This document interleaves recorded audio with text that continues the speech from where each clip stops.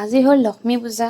মই অলপমান নৈবেদ্য সকলোৱে যেনেকৈ নৈবেদ্য কৰে ময়ো বেডৰুমতে অলপমান নৈবেদ্য ব্যৱস্থা এডালত ধানৰ মালা মই হাজোত যাওঁতে লৈ আহিছিলোঁ আৰু এডালত ধানৰ এটা কিনি আনিছোঁ বজাৰৰ পৰা।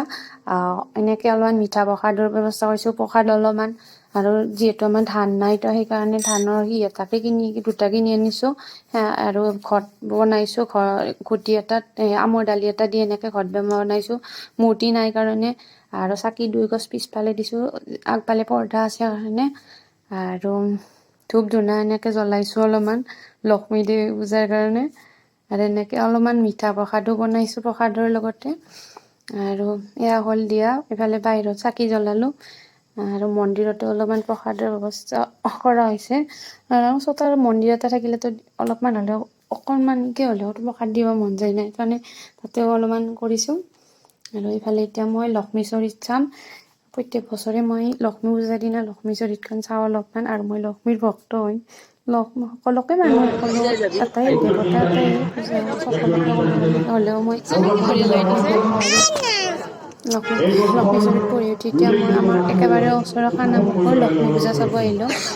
আৰু হাজবেণ্ডে ক'লে ব'লা এপাক চাই আহোঁ। এনেইহে আছোঁ আৰু যিহেতু আৰু লক্ষ্মী পূজাৰ দিনা উজাগৰ থাকিব লাগে বুলি কয়। আজিকালিতো নোৱাৰিয়ে দিছোঁ, হ'লেও আৰু অলপমান ভাল লাগে আৰু এতিয়া সেৱা কৰিব আহিলোঁ ভিতৰৰ ফালে।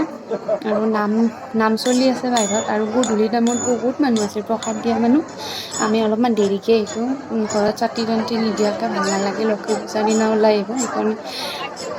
আৰু হাজবেণ্ড আৰু মাইনা ইয়াতে থিয় হৈ আছে ইয়াতে। আৰু দূৰৰ পৰা অলপমান মণ্ডপটো দেখাই দিছোঁ।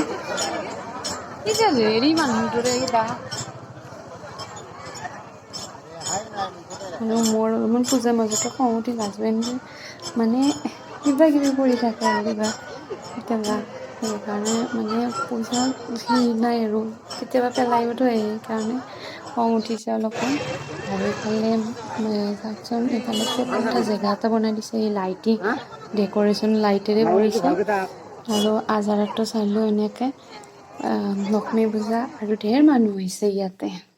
আৰু দোকানবোৰ বহুত হৈছে। আৰু ফটো কেইখনমান উঠিলোঁ।